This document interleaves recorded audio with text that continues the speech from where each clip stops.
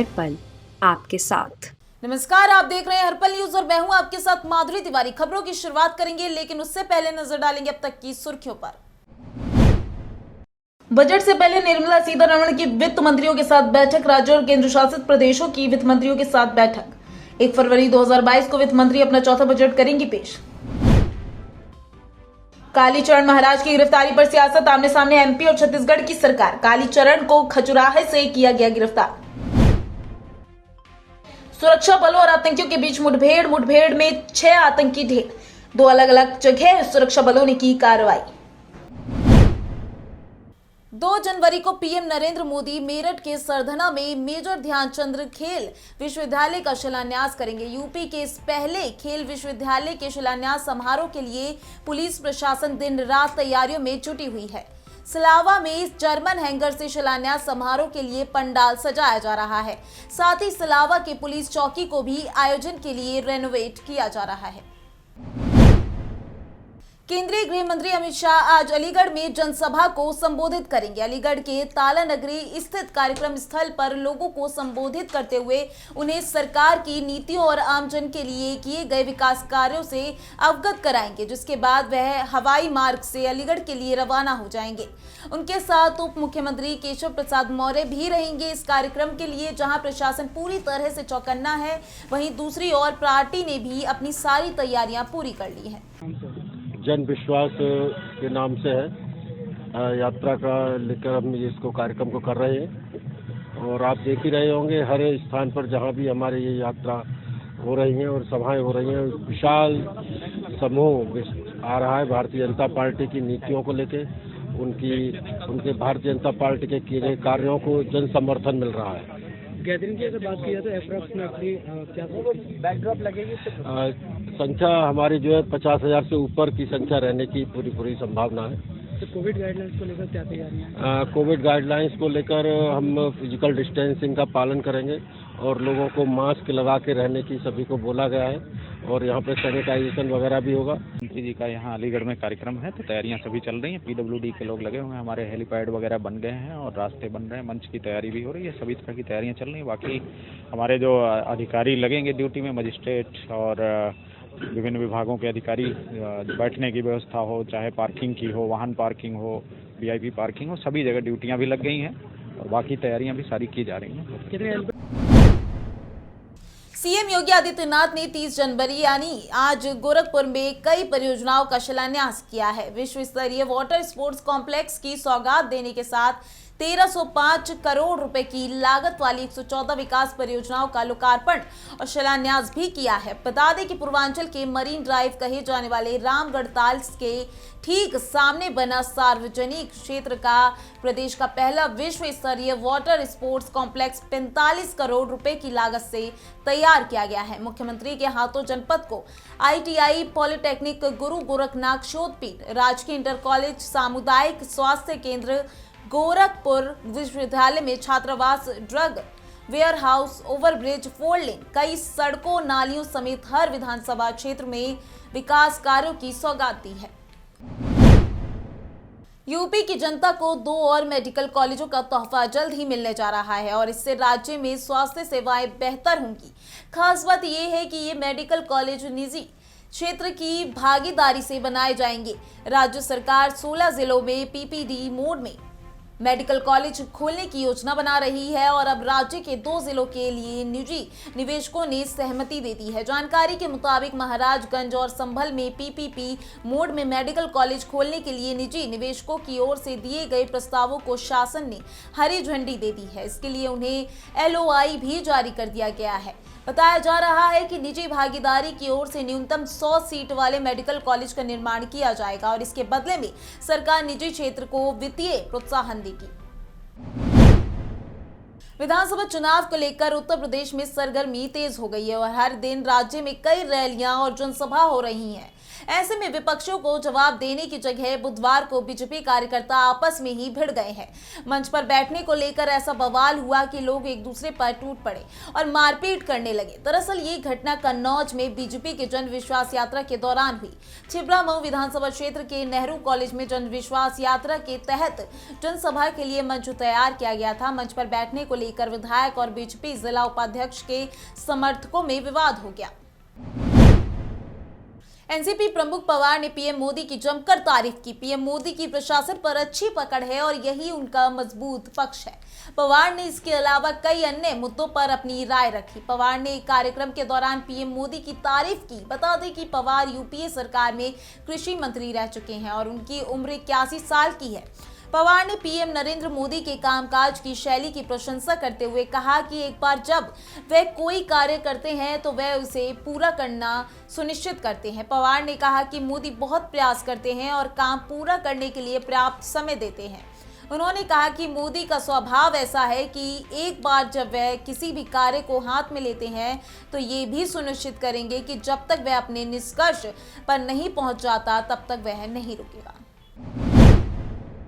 कांग्रेस की राष्ट्रीय महासचिव प्रियंका गांधी ताज नगरी पहुंची। यहां उन्होंने सुभाष पार्क स्थित वाल्मीकि वाटिका में उन्होंने कांग्रेसियों से वार्ता की। इसके लिए प्रियंका गांधी ने कहा कि हाथरस में वाल्मीकि समाज के साथ अत्याचार हुआ, यहां भी यही देखा गया। हम क्या कर सकते हैं?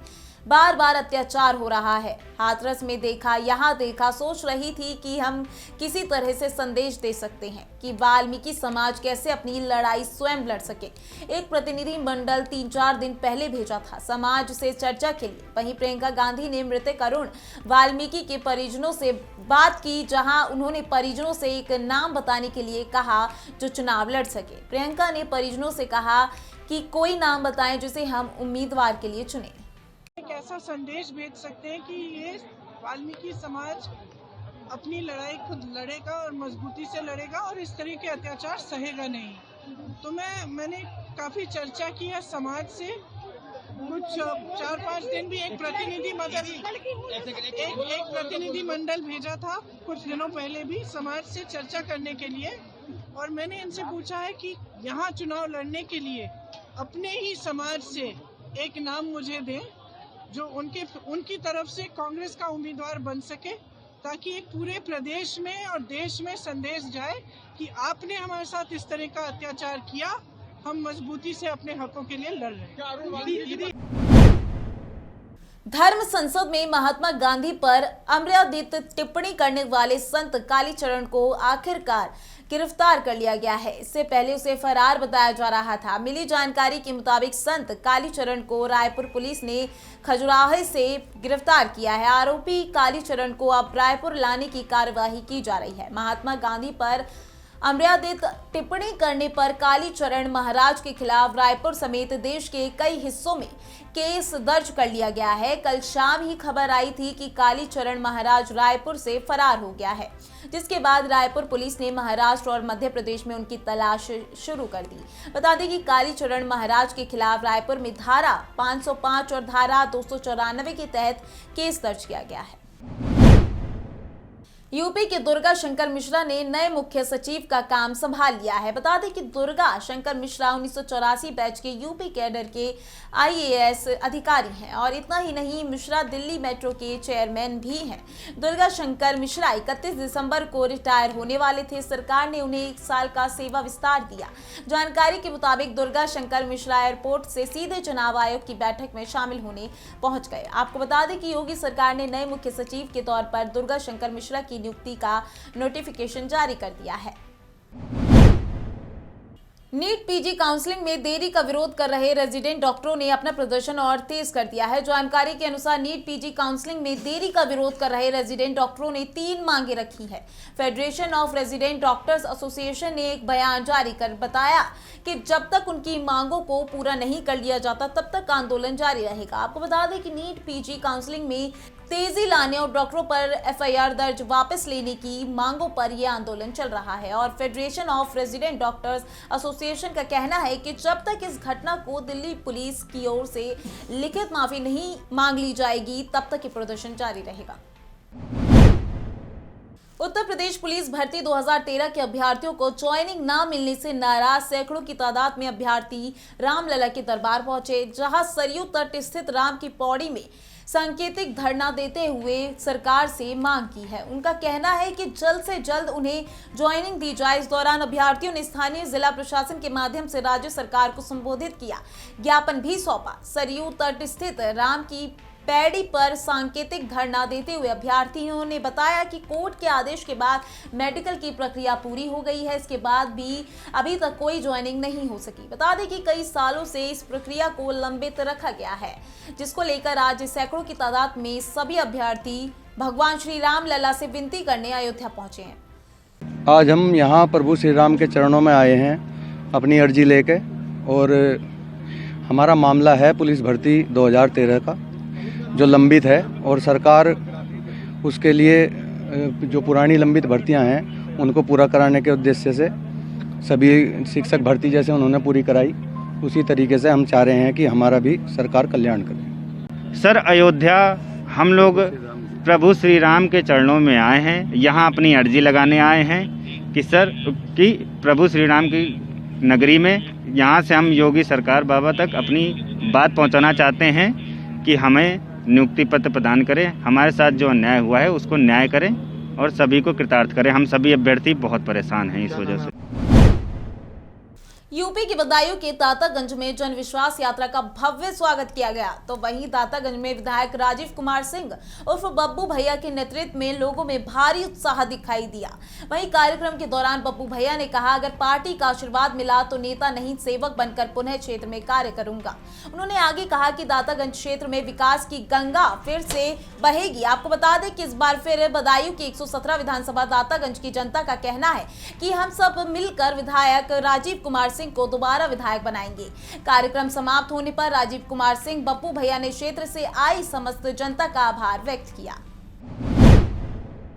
यूपी माध्यमिक शिक्षा परिषद ने प्राइमरी, अपर प्राइमरी और जूनियर हाई स्कूल के लिए सर्दियों की छुट्टी की घोषणा कर दी है। जानकारी के अनुसार एकेडमिक कैलेंडर के अनुसार राज्य में 31 दिसंबर से 14 जनवरी तक सर्दी की छुट्टियां रहेंगी।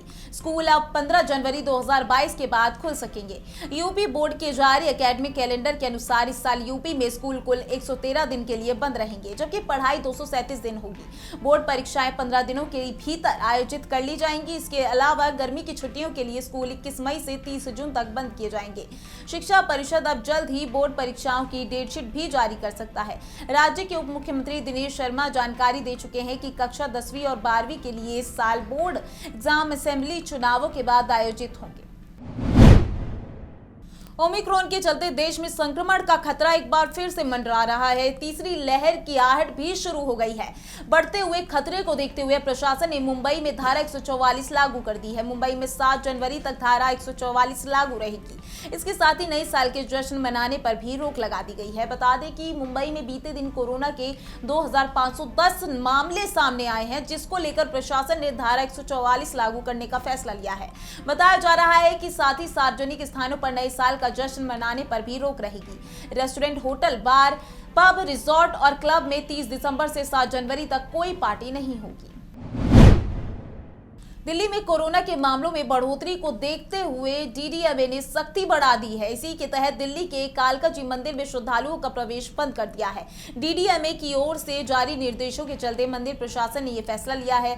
बता दें कि दिल्ली में कोरोना के मामले और संक्रमण दर बढ़ने की वजह से ग्रैब का लेवल 1 यानी येलो अलर्ट लागू कर दिया गया है, जिसके तहत धार्मिक स्थल तो खुले रहेंगे लेकिन श्रद्धालुओं का प्रवेश वर्जित रहेगा। इसके तहत ही कालका जी मंदिर प्रशासन ने श्रद्धालुओं का प्रवेश बंद करने का फैसला लिया है। राजधानी में कोरोना के खतरे को देखते हुए बुधवार को डीडीएमए की मीटिंग हुई थी। अलीगढ़ में बीजेपी नेता ने एएमयू में प्रवेश परीक्षा में उर्दू कंपलसरी होने पर केंद्रीय शिक्षा मंत्री धर्मेंद्र प्रधान को पत्र लिखा। बीजेपी नेता ने मांग की है कि प्रवेश परीक्षा से उर्दू की अनिवार्यता को हटाया जाए। उन्होंने कहा कि गैर इस्लामिक छात्र से कुरान और हदीस से संबंधित प्रश्नों को पूछा जाता है, जबकि एएमयू में प्रवेश के लिए सभी धर्मों के लोग फॉर्म भरते हैं। जब भी कोई छात्र वह किसी भी धर्म संप्रदाय का हो, उसे अगर दाखिला लेना है अलीगढ़ मुस्लिम विश्वविद्यालय में, तो इस्लामिक कल्चर और इंडो इस्लामिक स्टडीज़ का विषय उसे पढ़ना पड़ेगा। यह अनिवार्यता है कि उसको प्रवेश परीक्षा में इससे संबंधित प्रश्नों का उत्तर देना पड़ेगा। अलीगढ़ मुस्लिम विश्वविद्यालय का जो ऑफिशियल वेबसाइट है उसमें जो प्रोस्पेक्टस दिया हुआ है 11th एंट्रेंस एग्ज़ाम का, उसमें ये स्पष्ट है कि साइंस स्ट्रीम के लिए 10 अंक के प्रश्न इंडो इस्लामिक के पूछे जाएंगे और कॉमर्स ह्यूमैनिटीज़ के एंट्रेंस में अघोषित रूप से कितने भी प्रश्न पूछे जा सकते हैं। खबर यूपी के बलिया जनपद से है, जहां बीजेपी सरकार ने वाराणसी के राजनारायण पार्क का पिछले दिनों नाम बदलकर बेनियाबाग कर दिया है, जिसके चलते बलिया के समाजवादियों में भी व्यापक रोष देखा गया है। और इसी क्रम में समाजवादी पार्टी के नेताओं ने महामहिम राज्यपाल महोदय को संबोधित पत्रक जिलाधिकारी के प्रतिनिधि नगर मजिस्ट्रेट को सौंपा। पत्रक में सपा नेताओं ने ये मांग रखी है कि स्वर्गीय राजनारायण जी ने देश की आजादी की लड़ाई से लेकर आपातकाल की लड़ाई में भी नेतृत्व किया और उस बेनियाबाग में गुलामी के प्रतीक के रूप में स्थित महारानी विक्टोरिया की मूर्ति को तोड़कर पूर्वांचल में स्वाधीनता की मिसाल प्रचलित की थी। ने जो विकास का ढिढोरा बनारस में पीटा, उसमें क्या मिला नहीं मिला ये अलग की बात है, लेकिन जिस तरह से लोक बंधु राजनारायण पार्क का नामकरण बदल के करने का काम मोदी ने किया, इसकी हम घोर निंदा करने का काम करते हैं।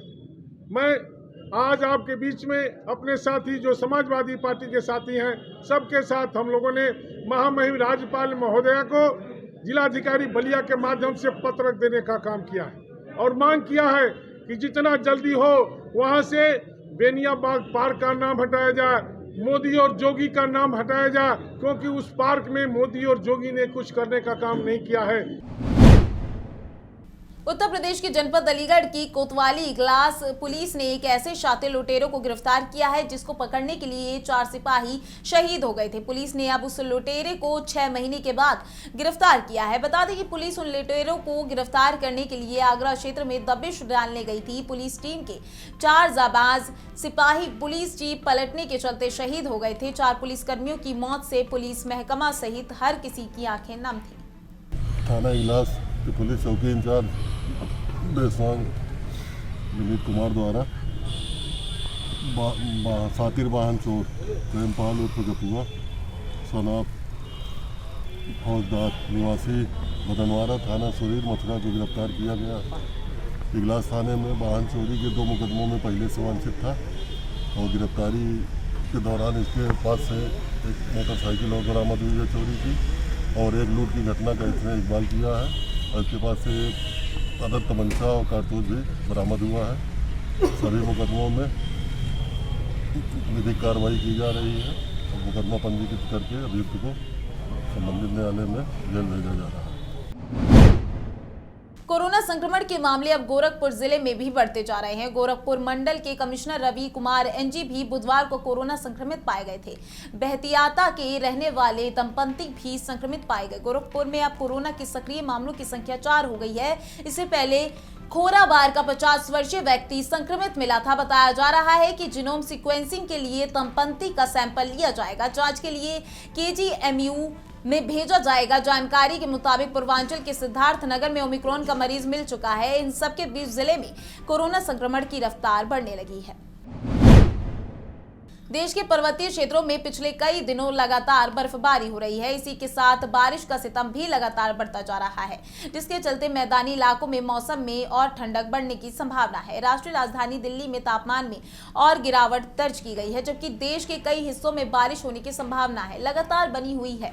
मौसम विभाग के मुताबिक दिल्ली में आज न्यूनतम पारा 6 डिग्री सेल्सियस रहने की उम्मीद जताई जा रही है, जबकि अधिकतम तापमान 21 डिग्री सेल्सियस रह सकता है। आसमान में कोहरा छाए रहने की भी संभावना है। इसके अलावा मध्य प्रदेश की राजधानी भोपाल में न्यूनतम तापमान में गिरावट दर्ज की गई है, जिसके बाद मिनिमम तापमान 11 डिग्री सेल्सियस रहेगा, जबकि मैक्सिमम टेम्परेचर 22 डिग्री सेल्सियस तक जा सकता है।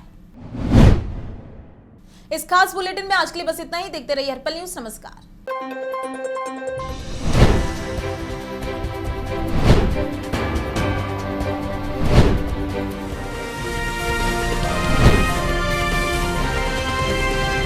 हर पल आपके साथ।